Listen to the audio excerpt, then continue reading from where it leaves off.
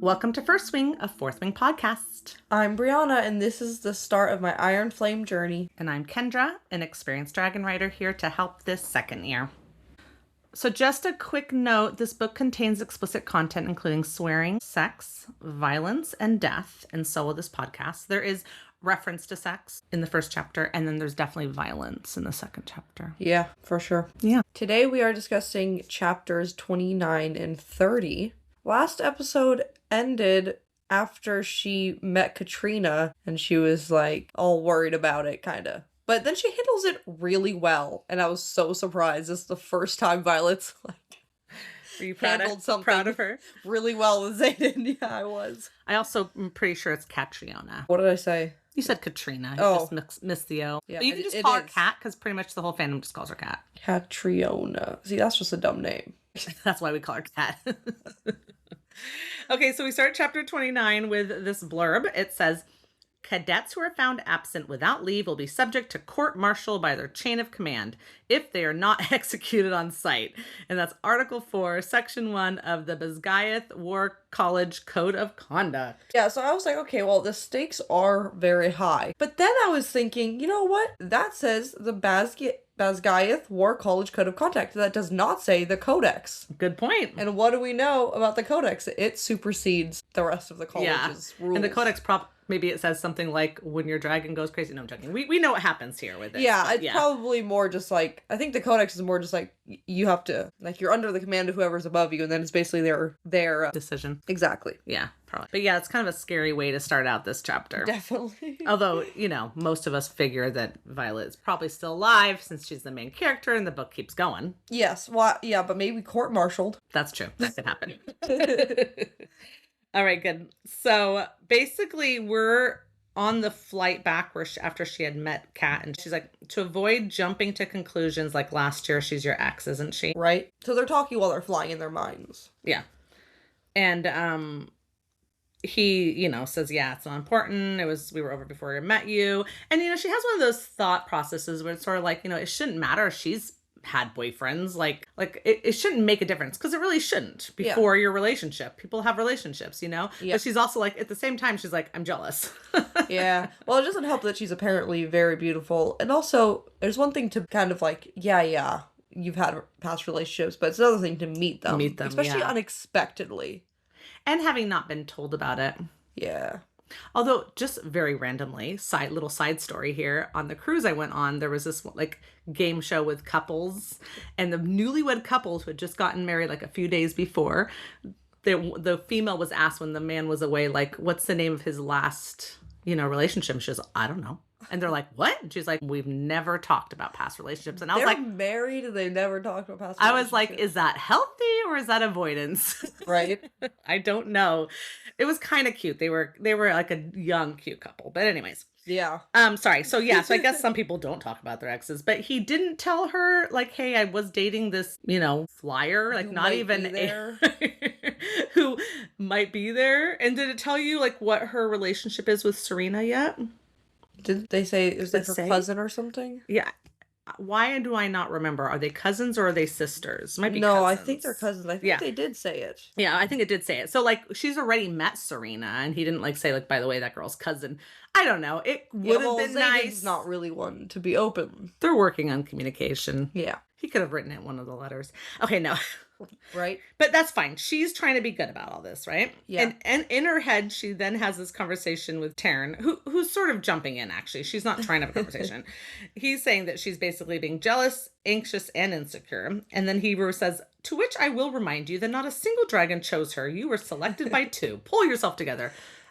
But I was wondering how a dragon would choose her when she was a flyer. I think it's just Taryn, being Taryn. Yeah, he's just whatever. If she went to Basgiath, maybe she would have a dragon. Yeah. And then, so Violet decides to, respond back, but she should have just known he wasn't going to give in on this. But she's like, at one point, Zayden chose her, and then Taryn says, and at one point you thought gruel was a satisfactory meal until you grew some teeth and found the rest of the world's food waiting. Now seize this line of thinking. It does not serve to make you stronger. I thought that was so funny. So basically Kat's the gruel. Yeah, that's exactly what he said. And then he discovered Violet. Yeah, that's really funny. With his great insult. Basically just like, well, yeah, she was fine when there wasn't something amazing there. Exactly. What a sweet guy. He says in his gruff, like, now shut up and get your shit together voice. Yeah. That's funny. Anyways. Okay, yeah, so they've returned now back to, was it Samara? And he's like, okay, just be ready first thing in the morning. Taryn does. Because, like, maybe if we get back early, your punishment will be less. But, you know, she's sort of like, she doubts it and everything. But then Zayden's like, are we going to have to spend our last few hours talking about Kat?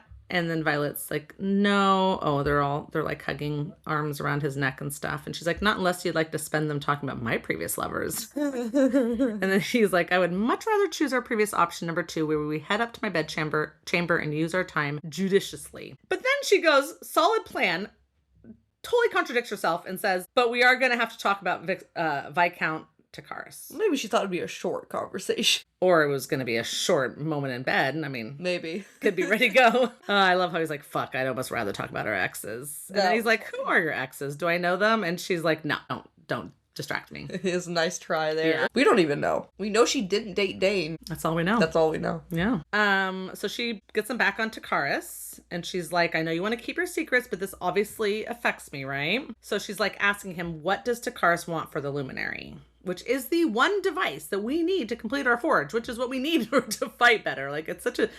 This whole thing. Yes. We're not going to go into it. We already went into it in a previous chapter. It is very dumb. It's dumb. And so he says, besides weaponry and a private army, you're the first lightning wielder in over a century. He swears he'll let us take it to Arisha if he can see you wield. So, like, that's it? Like, I'm sorry, but that doesn't sound that bad. Well, that's why she blinks and is like, oh, that's easy. But he explains here that the guy likes to collect people and that he might not give her back. But I'm also like, Xaden, are you not the strongest fucking Just go person with in the her. world? Taryn, Also, is there?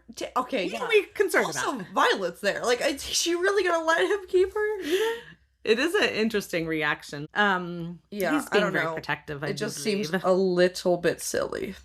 That doesn't seem that crazy. It's some, yeah. It wasn't like we need Violet to be his slave or, you know, something crazy. Yeah. Do you remember where Takaris is located on the map? I think it's about to say on the next page. Oh, yeah. It is? Yeah. Oh, yeah. He says, you have to trust me at some point. Going to Corden is not up for discussion. Yeah, and my first thought was, I don't know. It's on the map. They're gonna go there. It's on the map. Pretty sure we're gonna go there. Yeah, so you see it on the map. It's like all the way southern point of Peromiel. So, and what province? That's the Krovla. No, it's just Krovla. Krovla province. If I had to guess, they're gonna stop at Pavis on the way, because that's also on the Listen, it's showing us the exact route. It is. She starts to like complain about how he can't protect her from everything, and then while she's doing that, he slides one of the aloe daggers in her sheath by her shoulder or something like that. Yeah, I guess. Or it's like they've got lots of sheaths all over the place. They're just like, yeah, so that way you can grab them no matter where your hands end up. Yeah. Anyways, so she's like, what is that? And he says, I need you to be able to defend yourself no matter what happens. You're not the only one with bad dreams, you know. Sad. So, how did he know she had bad dreams? Did she tell him? Was she like complaining in her sleep? I think she was explaining that she wasn't sleeping well, like back before. Oh yeah, probably. And then she says that she's never defenseless against Venin, but I'm like, girl, you can't aim. What are you talking about? Right? Like, how many chances are they going to give you? I mean, she's not defenseless, but it's not a great defense until she learns. You can aim a dagger. You can't. Yeah, much better than your lightning. Yeah. And then he's like, you have to keep it hidden, obviously. Which we obviously see what happens on that. I guess she couldn't have, I'm glad she didn't get it into her pack, but whatever. Okay, good. So then he's like, anything else we need to discuss? And I love this because she just kind of like gives him everything here. And it's when you hear it all and realize he didn't know any of this stuff, it's amazing. She's like, I know. Okay, the Battle of Zolia getting leaked in Battle Brief and Markham playing it off of propaganda. Uh-huh. Nolan spent months saving Jack Barlow's life. She hasn't told him about Jack Barlow yet. Yeah. Varish punched her shoulder out of socket during interrogation after Dane refused to use a sign on her. That's a whole story. That's all she said. One line. That was like 2 chapters worth of content right there. And then she's like, oh, and there's that new elixir that dulled our connection to our dragons. But we didn't take it. I know. This is the intrigue. Like, this intrigues me almost more than Jack Barlow, because why? Like, it's like, why are they making it? Yes, it's kind of obvious why they're making it. And why isn't everybody worried? Why do they think they're making it? Yeah. Like, what? Like, this is so weird. Why would this ever be helpful? Have their excuse, but it doesn't make any sense. Which is what? To, like, make them stronger by making their bond weaker? That's never gonna happen on the field. No, it's unless so obviously the venin poison them. Dumb. It's so obviously dumb. Very confusing. And now she says if she can get her hands on the solution, she can figure out an antidote, which is awesome. Yeah, but they also do. They have the antidote. Maybe they could just maybe she can just get her hand on the antidote. But whatever. That's true. And then he's like, looks at her and goes, what happened to us working on that whole communication thing? And she's like, I could make you ask questions for the information. Ooh. I love that so much. I was like, you know she's what? Like, I just gave it all to you. You know what? That makes it make him, yeah. You should think about this whole, you haven't asked the question. You didn't ask me if Jack Barlow came back to life. I'm sorry. Why would I tell you? She really does put it into perspective there. It's like, how am I supposed to know what questions to ask when I have no information? None of those things are things he would have ever thought was going to happen. Oh, did they make an elixir, by the way? Anyways, he could ask, like, anything crazy happened recently, which he doesn't do. No, I mean, he does ask, is there anything else you should tell me? And she does tell him everything, but yeah. Yeah. But I'm like, okay, yeah. You know, I see how it sounds the other way around now. Because I was kind of on his side there. I was like, well, she should ask questions. But now I'm like, well, okay, maybe he should just tell her. She could ask questions, but he can also try to just give her the bullet points. Yeah, and then be like, what questions do you have? Otherwise, I could be talking for 2 years. Then she throws in, oh, yeah, Dane challenged me. Oh, and by the way, I should probably tell you about Arik as well. And he's like... so much for option number 2. Yeah. Which, by the way, they do get to. Yeah, they because she mentioned she's sore. Well, it could just be from... No. You think so? No. It literally says... Like... From more than the flight. I'm deliciously sore from more than just the flight. She's not deliciously sore for anything else. But it just, like, right before they went to do the daggers, they just had sex right before that. Is it not a reference to that? Oh, I feel like, I could be wrong. I thought maybe they finished talking and they just had a good, nice little, you know. A quickie. Yeah. A quickie and then off they went. Yeah, it's unclear. Yeah, you're right. She could still be sore from before the trip to go turn in the daggers, sure. Yeah. I guess. Who knows? Oh, well. I was really hoping they got another one in. You might be right. That's just not how I read it. Okay, fine. So anyways, that's the end of Xaden and her scene, because now she's back at Basgiath, right? Yeah. And they land when there's doing, like, when, I don't know, everybody's around, right? Do they? Well, let me just keep going here and we'll see what happens. So, oh yeah, because she says she dismounts Taryn at the edge of the field to avoid the incoming landings as first week goes through third-year maneuvers. So they're all doing maneuvers and she's thinking, shoot, I can't she's now. Just arriving during like class. She's like, she feels like she can't now take out her dagger and put it in her pack, which she totally could because no one's going to think from a distance. Lots of daggers. Yeah. But I'm so glad she didn't put it in her pack because even though it still was in a bad place, you know. Ridiculous. And Taryn is sort of warning her, like, okay, all these dragons are here. Some dragon has told Varish's dragon, and now Varish knows, so he's going to be waiting for you. Yeah. And she's like, I'll face my punishment. You need to hydrate. You're all dried out from the flight. I love such a mama bear. And then he's like, I will not stand for you to bear my punishment. And she says, stop being sweet. It's disturbing. And pats him. So cute. She does ask about Andarna if she'll wake anytime soon, and it says Tarn said there's no way to tell, and he says quickly, and she says it's too quickly. Like he's hiding something. Yeah. I know, I keep on thinking she's like already awake, and and there's another reason why she's not allowed to come out, like something from the Empyrean, but that doesn't seem to be the case, as he explains. I wonder if she was already awake, if that could be hidden in any way from Violet. I don't know. Yeah. If she would feel, like, you know how she feels the shimmery bond, so I'm not really sure. She does say, is there something you aren't telling me? And he responds that, like, you know, it takes as long as it takes, basically, and that maybe she needs more time. So that she is sleeping longer than normal. Yeah, although we do know she woke up. Situation. And she was waking up constantly, worried about her rider, which doesn't normally happen because they don't normally have riders. Exactly. Yeah. She says, should I worry? And he's like, worrying changes nothing. She's guarded by the elders and sleeping safely. That is a mantra, is that what you say? Mantra that I try to repeat myself when there's something you can't do about something, and all you can do, all you're doing is worrying. It's like, if there's nothing you can do, it doesn't work. I try it. It is hard, but you can always be like, it's okay to distract yourself. That's what I think. Yeah, distract yourself instead. Yeah. Like, you don't have to feel guilty for not worrying about it. Yeah. Also here, this, like sometimes I'm wondering, is Tarn really listening to everything? But she says like, I'll let you know if my punishment includes like death or inconvenience or inconvenience. I'm in any punishment, whatever. He says, I will already know as I'm continuously with you, forced to bear witness to the awkwardness that is a 21-year-old human. So funny, by the way. I mean, But I understand. I guess he kind of is. I don't know. He's just always with her. Yeah. And I'm sure he, shuts off when certain things are like, meh, not my business. Yeah, I'm sure he's not always paying super close attention, but maybe it's just like always there in the background. I think so, yeah. What. It's kind of wild. Every once in a while when something bad happens and she goes, Tarn! And he's like, I'm on my way already. Like, he's already there before he's But even it does said seem anything. like when she puts real effort into it, she can at least shut out him being able to talk to her. But maybe he still is conscious of everything going on. Yeah, I don't think she's shutting out what's happening. Interesting. Yeah. Yeah. As she's walking out of like the flight field, you know how like the flight field is like, what's it called? That gauntlet is right there next to the flight field or whatever. She's passing and all of her first years are doing the gauntlet, right? Yeah. Yeah. And then she sees Sloane and like mentions something to her about taking something on a run, whatever. And Sloane's like, I didn't ask for your help. Oh, right. Advice on the gauntlet. Yeah. So she kind of just throws that out as she's walking by, right? And then Emateria, which I just really liked him after this conversation. Oh, yeah, this was good. He's like, you've angered the leadership, Sorengale. And she says, well, it couldn't be helped. And he glances sideways and says, or at her, and says, I do not have favorites. That would be foolish in this place. I know. And I was like, but?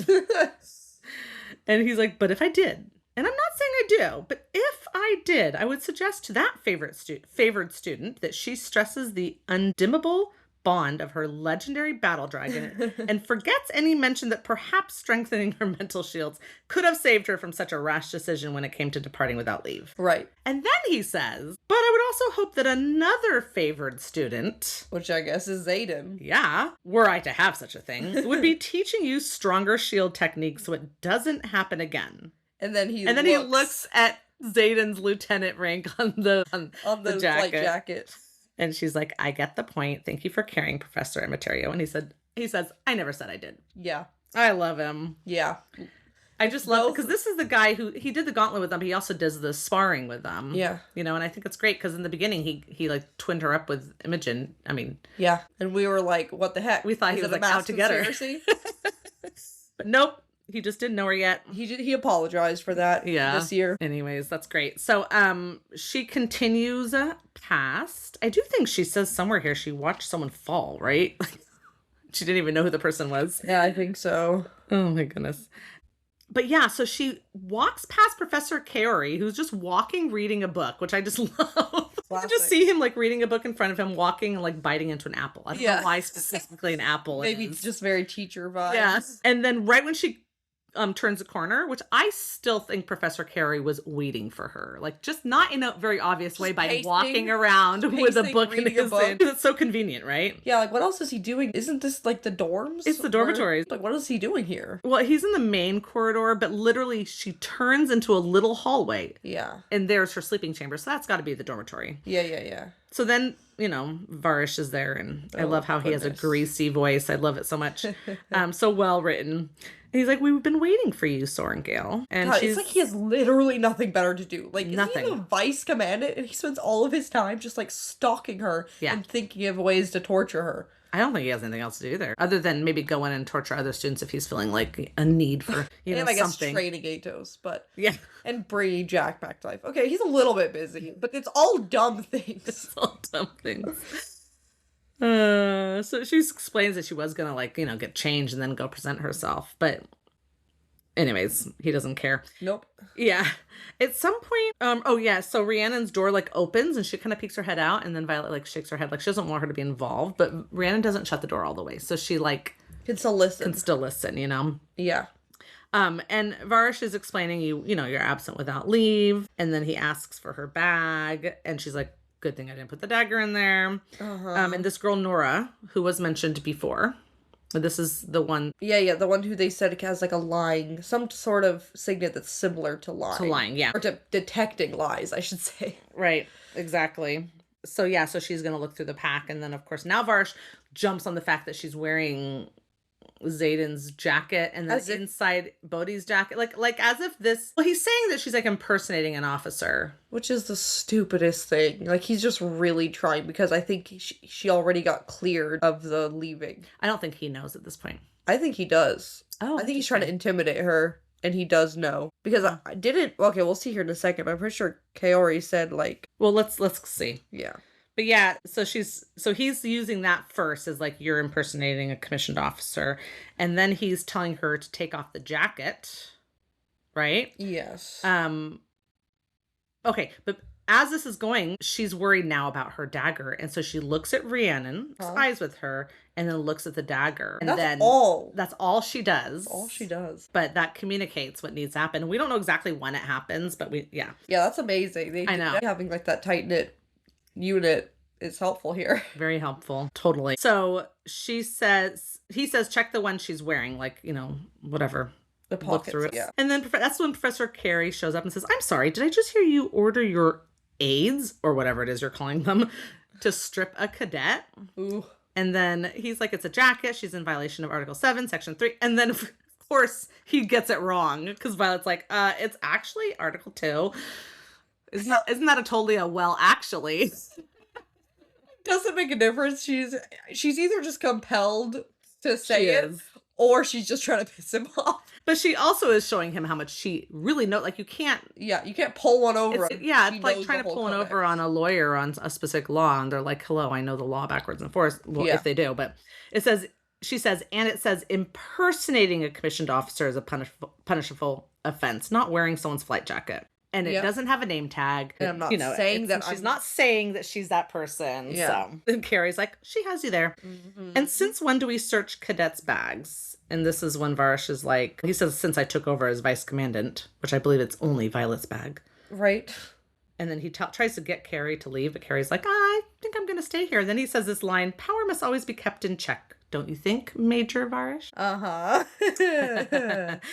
Oh my God, I love this conversation between them, because he also says some things that are very interesting. So then Varsh is like, are you accusing me of abusing my power? And then Carrie's like, oh no, I think you abuse abusing my power in regards to Violet. And he says, no, I think you abuse your power in general. Like, no hold back at all. I love him. I'm so glad he's here. I know. So glad he's here. And I love him just being like, this is so like Umbridge and McGonagall. Like, it's like that level of satisfying. That's so funny. I was just like, finally, someone is standing up to this just fully, like a full bully who's bullying people like under their command, which is like so dumb. Yeah. It's like, you hold all the power. How is this even? It's just. Yeah. It's like there must be better things to do than. And unlike Umbridge, there is still the commandant, whatever his name is. Sorry. Panchak, yeah. Yeah. So he's not the top. I mean, Umbridge was being the top at one point, right? Yeah, well, I mean, I guess she technically responded to Fudge. But this guy can't get rid of Professor Carey, because he's literally their best dragon teacher. Like, no one in the college would agree to that. So he can't actually push too far, Yeah. But anyway, so she does give him the jacket. He does check every pocket, and lo and behold, there is no dagger there. Well, yeah, she doesn't know that yet. No, she does. No? Yeah. It just, Varsh goes through every single pocket. No, she knows that nothing came up. Okay, that doesn't make sense, because then she wouldn't be scared when she squeezes the jacket between her hands and finding an empty sheath. Yeah, but she literally watched him. She didn't see any. But why would she be scared when she picks up the jacket? I think that I don't know. Oh, okay. Because it says right here, she was like, finding a very empty sheath. Gods. Like, she's worried about finding an empty sheath. Yeah. So she either thought he missed the pocket. It doesn't say here that she's scared. Well, okay. I don't know. I read it differently. I read it like, oh my God, that was so close, and I cannot believe that Rhiannon managed to get it through the wall. That's how I read that. Because then when she's holding the dagger, she says, holy shit, I thought you couldn't do that yet. Yeah. I think that she thought that maybe he missed it.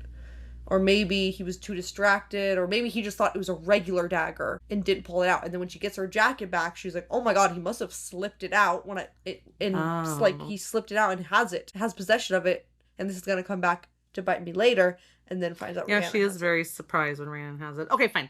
Okay, back to Carrie. That's I never saw that before, so that's interesting. But back to Carrie's conversation, because he does say, Like, Varish is now saying that she's due to face a court-martial for departing campus without leave. And then he's like, oh, that explains it. This is Carrie. Yeah. You haven't talked to Panchek this afternoon. I turned in my expert opinion that Sorengale not be punished for what was clearly the choice of her dragon, her very powerful, very worried, very mated dragon.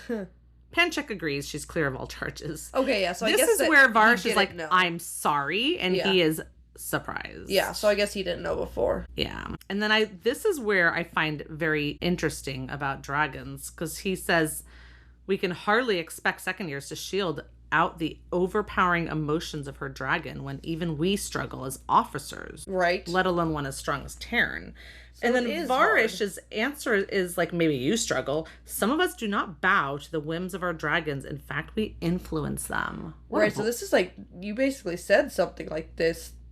Well, we had a discussion about how the relationship between Varish and his dragon probably isn't a pleasant one. And I was like thinking maybe, that maybe his dragon was like really mean to him. And then you were like, well, maybe he's really mean to his dragon. He's definitely in some way like being a bully to his dragon, which is wild. His dragon, yeah. His dragon is much bigger than him. And then Carrie's lovely answer. He says, well, that's certainly a theory worth contemplating. Odd. Would that mean you influenced Solus when he set fire to that squad of bonded riders after Parapet? I'm like, uh-huh. Mm-hmm. Yeah. Yep. A little bit of a situation you got yourself in here, didn't you, Varish? Which he knows, because he literally just says, we're done here, and leaves. Yeah. Hello. Yeah. Yuck.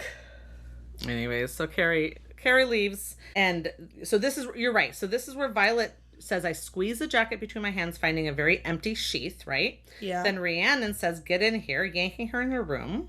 Riddick and Sawyer are in there. And then Violet starts saying, I didn't want you to get caught up in. And then it says, my words die when she holds the dagger up, grasping the tip. Holy shit. My jaw drops and then rises in an awestruck smile. So you're right. She didn't know. Yeah. That's crazy. Well, maybe she thought, oh, it slipped out somewhere along the way. I don't know what she thought. Or that he just kind of like sleight of hand took it to inspect it later. Maybe. Yeah. Because if you picked up Violet's jacket and felt a dagger in it, you would probably just think it's Violet. She has 100 daggers. Yeah, totally. So maybe she hoped that that's all he thought. And then when she felt the empty sheath, she was like, oh no, he did take it. But he also thought it was Zayden's jacket, so he could have thought he was taking Zayden's dagger. We don't know. Yeah. But he didn't. Any of those. None of that. Because, as she says right here, you just pulled that through the wall. I thought you couldn't do that yet. And then Rhiannon says, I can't. Well, couldn't, I guess. Not until right now. Not until I thought whatever this is had a chance of getting you killed from the look you gave me. So, like, that intensity, she managed to do that. It was great. I was so glad she could do this. I'm like, this was coming. I knew this was coming, that she could pull through walls. And it's going to be so helpful. Yeah.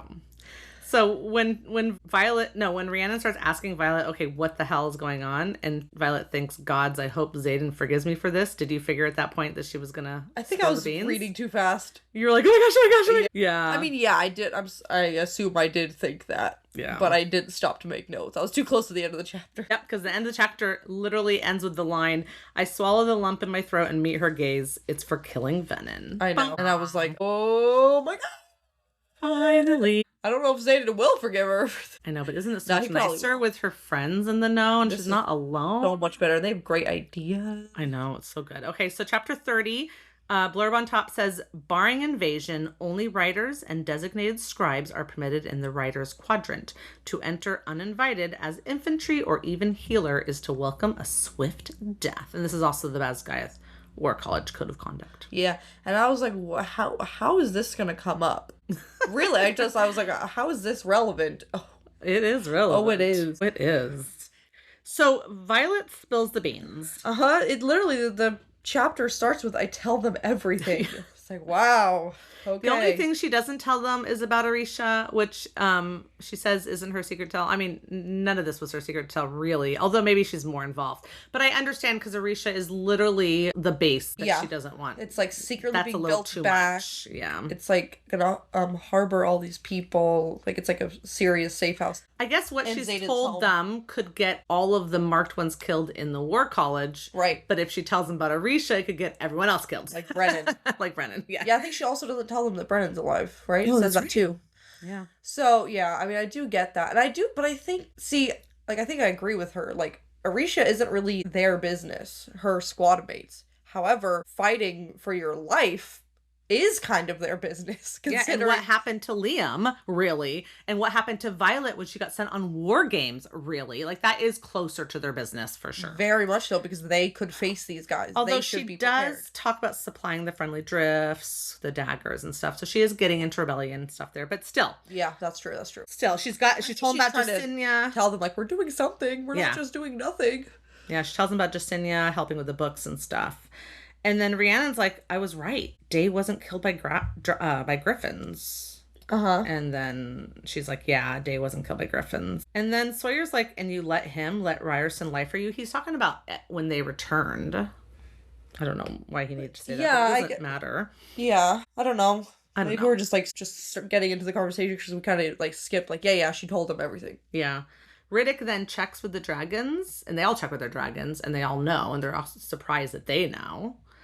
Yeah, that's really helpful for, like, confirming her story. Yeah, I know. I mean, right? Like, yeah. The dragons would be like, what the hell are you talking about if she was, like, making this up, you know? Yeah. So, Violet says that Taryn says the Empyrean is split. Some of the dragons want to act, and others don't. And without the Empyrean taking an official stance, none of the dragons are willing to put their riders in danger by telling them if they don't already know. Which is fair. But now they know. Can't get them killed. So hopefully their dragons are not all mad at Violet now. Yeah, hopefully they're... Yeah, true. Like, no, but I think that they're willing for their humans to make life risks of their own choosing. Mm-hmm. This seems to be more of, like, their own choosing. I mean, yeah, Violet did tell them, but they're choosing to become involved. Now, at this point, they're like, what the hell? I'm more hoping that all of their dragons are on the side of wanting to do something. Right, exactly, because that would be inconvenient if they weren't. Yeah. Yeah. So they're realizing people are dying, they're not helping them, the propaganda is real, and then Riddick's like, we can't, this light, it's too big to keep forever. Yeah, it really is. I think it is, but Sawyer says it's not. He says, living in Lucerys, I promise you the only news we got along the coast came from what the scribes put out as official announcements. I still... No, I hear you, but when the Venin show up? Well, they show up, we figured they showed up at that one place, and did they just kill all survivors? They show up at what place? With that kid who got killed because he was asking what happened to his family. I think they did kill all survivors. I mean, yeah, so it's kind of weird. But yeah, I do think it's a lot harder to, as this is getting closer, it's going to be harder and harder. Like, my theory that one professor has recently found out is, like, a great example of that. Yeah. Like, I think she recently found out because of a recent altercation. And that's why she's been giving all these weird little, that's why she's been weird stuff, yeah. Yeah, so, like, obviously people are going to start figuring out, but I think just through, like, death threats and threats to, I don't know, kill their family or whatever, they can still keep it generally hush-hush from the main public. Yeah. But more and more writers are going to start figuring out for sure, because they're the frontliners. Yeah, totally. Like how Riddick calls it a wyvern. Then Rhiannon's like, what about the wyverns? What about the wyverns? But yeah, I love how Rhiannon, because she already knows this tale, it's probably, she is more knowledgeable, So yeah, he was also saying, like, if you killed those dragon-sized monsters, like, where are the bodies? And then that's when she's like, well, they like literally torched the whole Ressin, so that, was it Ressin? Yeah. Yeah. So that, like, it was just like, it all got torched by the Griffin Riders flyers, and there was nothing alive to show, I guess. Well, no, but they must have been, the Griffin flyers don't burn things, so they must have, the cover story must have been that the dragons killed the Griffin flyers by burning them. Can't remember exactly what, they did say what it is, but they said they just said they burned them. Yeah. The patrol reports from Battle Brief said the trading post was charred for miles, and we'd have to find a new location for quarterly trades. Trades came up again, Brianna. I know. I remember when you were so certain. I just feel like it was a great excuse to go meet these people. Well, instead, Venin brought them together. Yeah.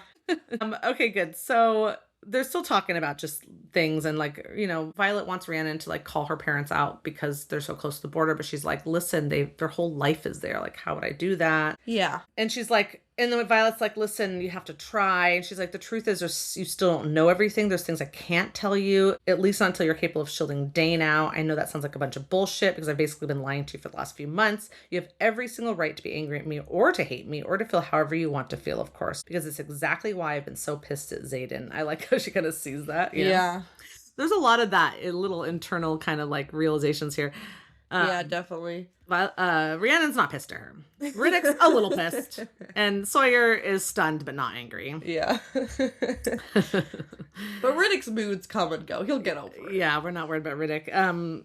But Rhiannon's saying she's more sad that she just wasn't trustable. Enough, like, basically that Violet didn't just come to her earlier, which is sad. Yeah. But Rhiannon's like, when Violet's like, you should be pissed, she's like, oh, so I only get to feel however I want as long as I rip you apart for not telling me? Not sure that's fair. Yeah. And then she's like, I don't deserve you. And then she thinks to herself, her reaction to my outright deception couldn't be more different from how I'd torn Xaden to shreds. Well, you and Rhiannon are different people. I mean, you're not sleeping together. Friends. But still, Rhiannon does have a lot more logicalness here than Violet did when she found out. Yeah, because while they are very close friends, she's not secretly in love with her. So I think Violet was already dealing with a lot of feelings about Xaden. Like, he's a rebellion kid, and my mom hates him. And he hates my mom and all these other things. Yeah. Where Randy doesn't have conflicted feelings. She's just like, no, you're my best friend. That's the end of it. We're here for you. I'm here for you. Yeah. Need me to hide a body? I'll hide a body. Or all of them. Exactly. So, she also brings up, like, listen, you gave your boot to a virtual stranger. Yes. And saved me. So and, cute. How could you think I wouldn't want to share this risk with you? You're my best friend. Yeah. Anyways, and then Riddick walks over and says, we don't run, and clasps her shoulder. The four of us stick together. That's the deal. We make it to graduation no matter what. Sawyer's like, if there's the best guy to graduate from. Yeah. Yep. Yeah. Rhiannon's like, well, we have to tell everyone, right? Like, we can't just let them show up at the border and start sucking the life out of people. Violet's like, leave it to Rhiannon to jump into problem-solving mode, And she's like, feels finally like she's got, oh my gosh, I've got some people to talk to. I've got some people to go over this with, you know what I mean? That are, like, not trying to just keep me away from everything, Which is what the rebellion people are doing. Yeah, they're just like, no, stay out of it, stay out of it. Yeah. Violet explains that, like, we're not ready right now. There's things we need to do in order to get ready. Rhiannon's like, well, if you think that establishing because she's explained the things about the wards and everything, and they're like, what can we do? And then Rand's like, if you think that establishing a second set of wards is the way to save people, then let's do it. We'll leave them to smuggling the weapons. Let's get this going. I know, and I was like, you should steal from the depths of the archives, and we're about to find out exactly how far the depths are. Wow, so you're thinking the archives already before we even heard from Riddick about the underground? Yes, because I've been wanting Rhiannon to do this from, like, last book. Violet? No, Rhiannon, to use her power. Second we found out what her signet was, I was like, she's so going to use this on, like, an archives heist. Interesting. Okay, cool. So I'm like, come on. This is a perfect opportunity. Yeah. Well, they also agreed to help her research, which she's like, oh my gosh, you guys are going to help me just, like, sit and read books. And they're like, yep, let's do it. Whatever which it really takes. helps her. So she says there has to be a record somewhere about how the first 6 created the first wards, right? And she's talking about how she's been looking at things, Justinia's been trying, and that, it needs to be over 400 years old and all that kind of stuff. And then she mentions, like, what we need is a primary source. And I doubt the first 6 sat around writing books after they founded Bisgayeth. Right? They were busy. And then Riddick just casually says, not too busy to keep personal journals. Yeah. This is and so they're like, crazy that he knows what? This. Yeah. I mean, I get... He explains why. Yeah. But... And he's like, they kept journals, at least 2 of them. And then he's like, wait, do I actually know something about the archives that you don't? And he's so excited. He's going to hold that over her forever now. And then Riddick warns him, like, come on, spit it out, whatever. Yeah, Rhiannon is like, don't mess not around. right now. So he's like, right, sorry. Lyra and Warwick's journals are here, at least according to a classified ledger in your mom's office. And and he explains that I was like, if it's here, then Rhiannon can get to it. Let's get it. That's what I'm thinking. And he explains how he saw it, and but then he realized then they found the map, and so then he forgot about it, But he explains that they're in sub-level vaults, and she's like, but there aren't any, and he's like, not that you know. So she's like, oh, I'm gonna have to ask Jasenia, right? Yeah. And then she says, but if I don't even know about the vault, then they're beyond classified. Retrieving them could definitely get us killed. Riddick rolls his eyes. Oh, good. I was wondering when it was going to start getting dangerous around here again. Yeah. Pretty good. What a great line. Yeah. Okay, so a page break, or whatever you want to call it, time jump. Jasenia gets asked about it, and she doesn't know anything about the vault, but she's going to look for it, right? In the meantime, they're just studying and looking through the research of whatever she can find about the first 6. Yep, and Darna stays asleep. Yep, she's still sleeping. Taryn is still saying not to worry, but it just makes her want to worry anyways, because we all know how that works. Yeah, Jack Barlow is now just nice to everyone. Yep. That's right. It makes me think it's just not him. Yeah. I'm back on This Is Not Jack Barlow. Yeah, it's a clone. Also, she doesn't get to see Xaden for 3 weekends, I think it is, right? She says She says the next Saturday, our squad is pulled into another session of land navigation, this time with First Wing, who's, Jack. That's where she's saying Jack Barlow is just nice to everybody, right? Right. And then the next week, Saturday, Zayden's on duty. Mira's on patrol, so she doesn't get to see him, right? Yeah.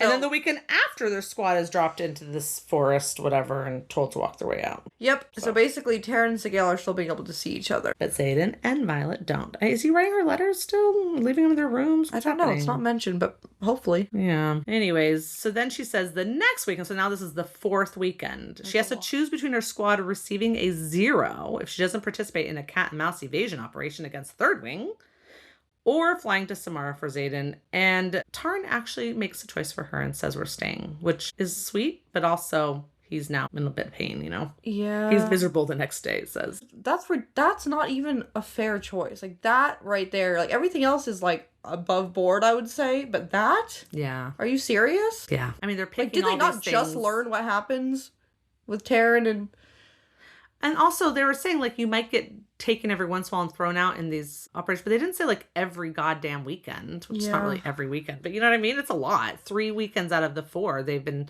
sent out. Yeah. I mean, this doesn't say it's land nav. It's a cat and mouse evasion operation. Could be more of a flight one. I don't know what it is. Just like one of the things that last book would have been like a whole chapter challenge thing. Read all about it. Now we're like, whatever. Yeah, exactly. Second year shit. Yeah. So now we're at threshing for the first years. Yes. Right? Yeah. And she's nervous because she's got both Sloane and Arik that she cares about. She says that she has to leave soon. She's going to do this watch, which is Tower Watch or something, which we've never heard of before. Yeah, I was like, what watch? Every time it came up, I was like, what is this? When did they have to start doing standing this? up on towers. Like, it's a second year thing, but suddenly is just talking about it right now. I know. It's convenient. They needed her somewhere. No, I get it, but just normally Rebecca gives us like the name of a person a few times before we kill them, for example. So like there could have been any other time this was mentioned, but suddenly it's like, oh no, I have to be somewhere for watch. Yeah. I was like, what watch? Why watch? Why watch? What are they? Because they're on the towers, right? Because it says something about later. It's like, which tower are you on? And then she finds out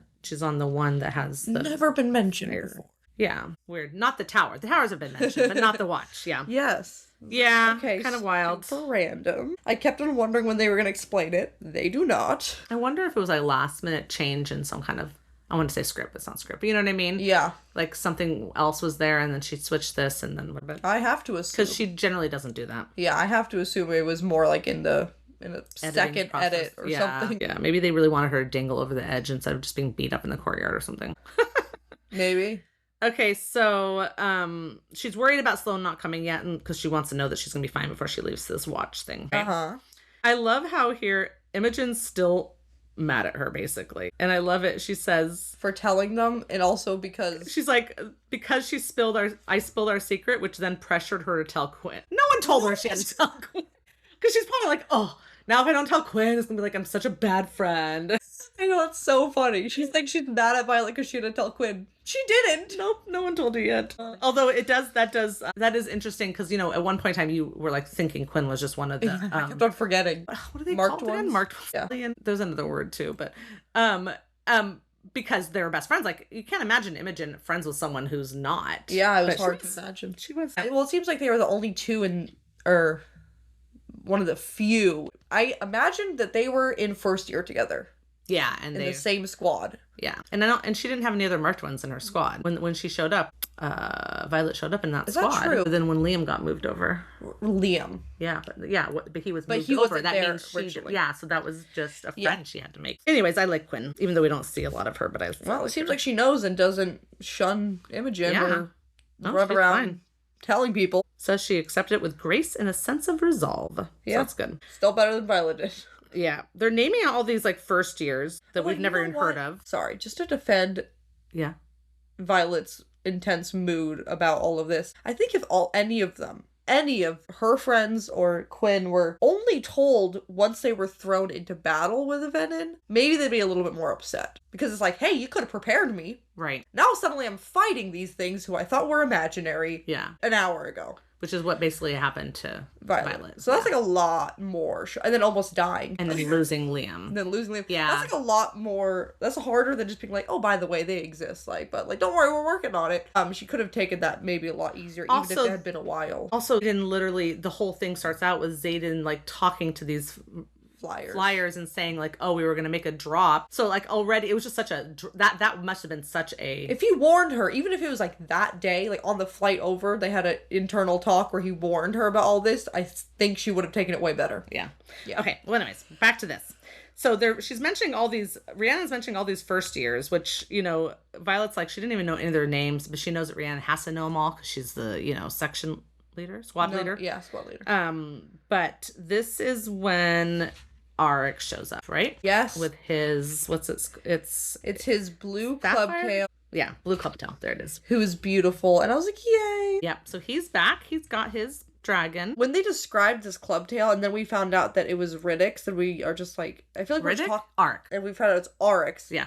And I feel like we're just talking a lot about how beautiful this blue clubtail is. And I was like, what if this is Indarna's mate? Anyways, but then I was like, that would be crazy. You're telling me she has to schedule around, because like her and Eric are in separate years. So I'm like, you know what? I don't think I don't think we can schedule around that many people's schedule. Much. I think they're just mentioning it because, I don't know, because Arik is who he is. Yeah. So of course he gets this beautiful one. I don't know. I think so too. But I was just trying to figure out, I was like, why are we talking about this clubtail so much? And then I was like, oh, it could be a mate. And I was like, that would be real complicated. Then a red comes in, a red dagger tail. And it's Sloane, and it's the same as her brothers, the same kind. Which, yeah, cool. Maybe they were friends. Yep. So that's good. So Sloane's back. She's got a dragon. We're good. And suddenly someone comes with a message for squad leader Matthias, whatever. And then it's a note from Jacinia with like a code phrase that basically says she has the tome they requested. Yeah. So now they need to pick it up from her, but Violet has to go to the watch. So Riddick suggests to go get it. And this is why she needed friends on her side. Yeah. So you can be in more places than one place. Yeah. So then Riddick starts walking with her and asks which tower they're keeping watch on. So that means there must be keeping watches on all towers. Maybe different squads or different first wings, second wings, whatever, are assigned to the different ones, whatever. Yeah. And he says, is it the dormitory one? And she says, no, academic. And he goes, the burn pit. So that's the one that has the burn pit. Yeah. Yeah, which, I mean, we know that's, but just so we know, there's only one burn pit. Yes. It's not on each tower. Yeah. Right. Anyways, okay, good. So she heads up and Aya is there. That should have been her first out point. She should have realized that the minute. I was like, wow, what's the chances of me being here at the same time as this girl? That's a good point. That is a really good point. But you have to be really suspicious to be thinking that. Well, she should be. Yeah. These guys keep almost dying. Especially because Aya's like, I didn't realize you were relieving me. And she's like, I didn't realize you had watched before me. I'm like, that sounds like you would know. Possibly. We have no clue what this watch is. Obviously, because no one's told us anything. We don't know how it runs. Oh my goodness. So this is where the blurb comes to play, because 4 grown soldiers in infantry blue rush out of the doorway. Yep. And I was like, an assassination then. Yep. Oh man. So they're basically like, obviously they literally said they have permission and they're well paid and they're basically assassins. There's no question. And I love how Violet like jumps the gun on this. She's like, let me guess. Secrets die with the people who keep them.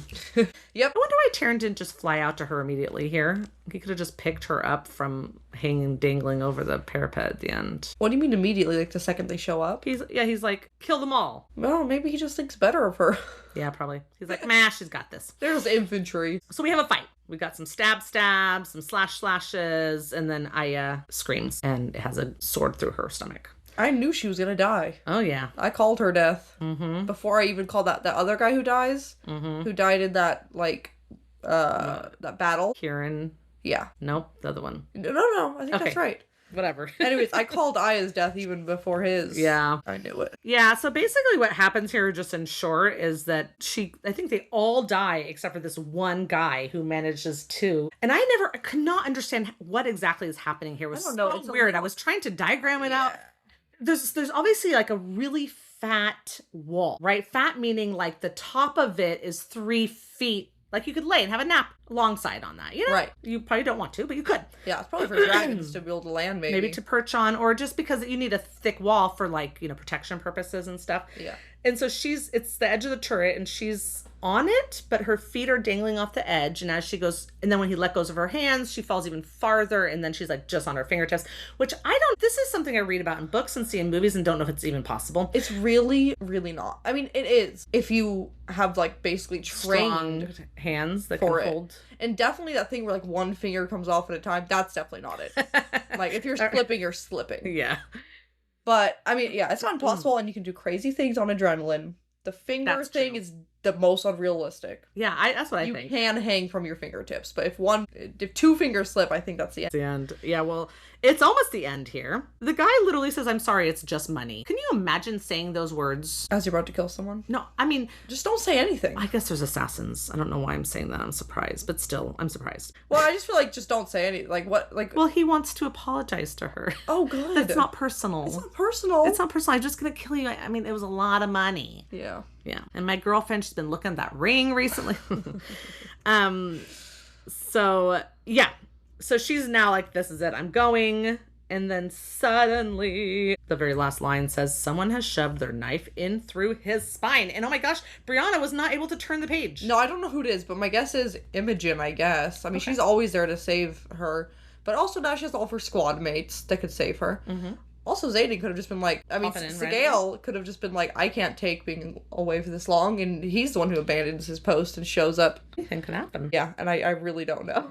But that is the end of those chapters and the end of our episode. Yeah, what a cliffhanger. Literally. What a turret hanger. Turret hanger? Yeah. I mean, literally. Oh my goodness. Do you have any... Oh my god, it's gonna be Jack Barlow who rescues her, isn't it? Nice. Right? You will find out the minute you get home. You just be like, why? Like, I don't want to like you. Also, you're weird. Why are you here? What are you even doing here? It would be intriguing. If Interesting. Nothing else. Interesting. Nice. You get to find out the minute you get home. Okay, cool. Well, we don't have any new reviews to read right now. Please leave us a review. We love you. Yeah. Thanks for listening. We have Instagram and Threads, First Wing Pod. We are going to post in our feed at some point. The bonus episode from our time at MegaCon, plus the remaining storylines from our multiple choice that we didn't get to during the live performance. Yeah, I think we mentioned it before to people, but maybe on this, but it was like Mad Libs, Choose Your Own Adventure, mixture of Fourth Wing, Akatar, Throne of Glass people. Yeah. The quality of our recording from the live show is going to be questionable. I haven't listened to it yet. We forgot to bring the microphone. It's so heavy. So we recorded with the phone. Yeah. If you're interested and you want to hear it, we did tell people in the crowd that if they wanted to hear the rest of our what's it called? Storylines, because they're just so fun. They're just so fun. Brianna did an amazing job writing these storylines. Thank you. That we would record them. So we are going to record them, and you will have them, and you are welcome to read them. But it's just a bonus episode. It won't replace a weekly episode or anything. Okay, cool. So next episode, we will cover chapters 31 and 32. See you next time, writers. Bye. Bye.